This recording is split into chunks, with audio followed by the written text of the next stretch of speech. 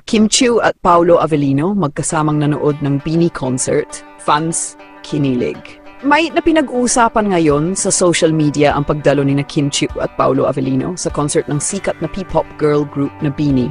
Sa ilang kumalat na larawan at video, makikitang magkasama ang dalawa habang enjoy na enjoy sa panood ng performance ng grupo. Dahil dito, maraming fans ang hindi mapigilan ang kilig at nagsimulang magtanong kung may espesyal na namamagitan sa kanila.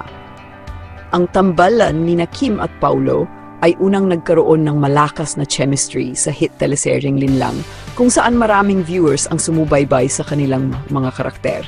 Mula noon, naging malapit na ang dalawa, kaya naman hindi nakataka-taka kung bakit maraming ang makita silang magkasama sa isang public event tulad ng BINI concert. Bukod sa kanilang presensya, naging usap-usapan din ang kanilang pagiging sweet sa isa't isa habang pinapanood ang performance ng BINI.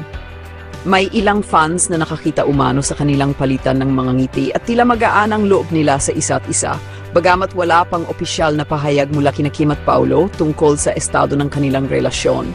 Hindi ito nakapigil sa mga netizens na umasa at magbigay ng kani-kaniyang opinyon tungkol sa kanilang closeness. Samantala, patuloy namang namamayagpag ang BINI sa industriya ng P-pop. Ang kanilang concert ay dinagsa ng mga tagahanga, patunay na patuloy ang paglakas ng suporta para sa OPM at local na talento.